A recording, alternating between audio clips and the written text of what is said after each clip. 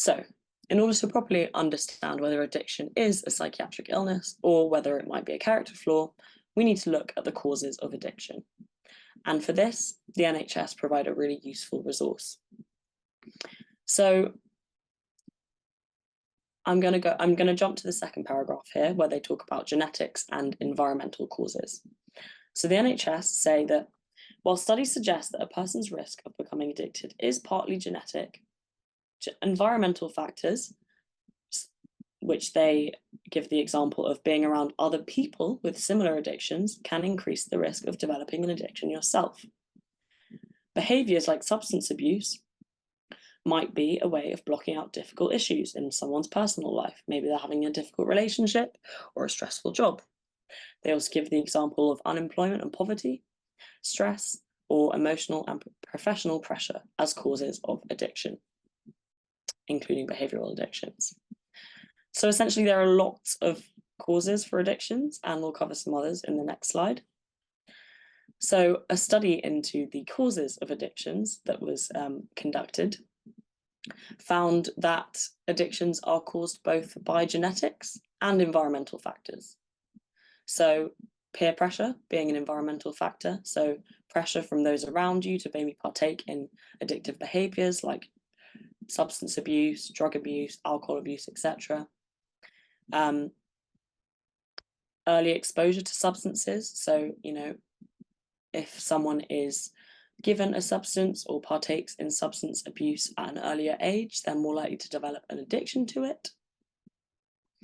And then they found on the genetic side, a 2018 study, which I've provided the link to on the left, found that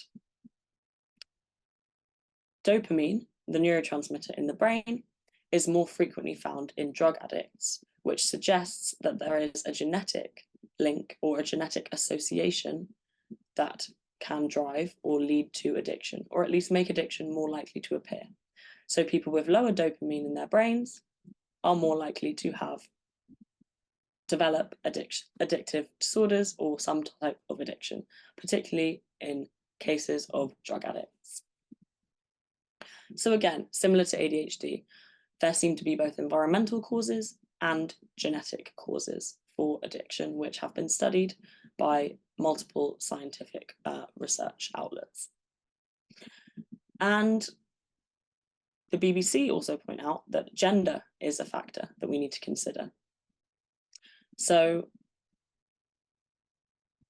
in the US, there was a study that found that 11% of men have a substance abuse addiction compared to 6% of women. So clearly, there is a gender difference going on, and that males are more likely to take on risk-taking behaviours that are related to addiction, and that women, on the other hand, are less likely to seek treatment for addiction because of childcare issues, so they might have children of their own, and stigma. So this may cause a slight skew in the data.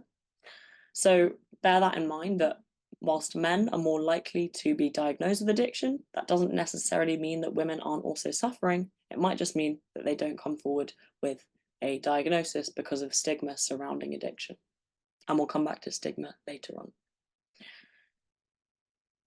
And then in terms of environmental studies that have been carried out, a study found that those with a history of childhood abuse, sexual abuse, physical abuse, or both, were much more likely to develop addictions later in life, in particular opioid addiction, so addiction to opiate drugs.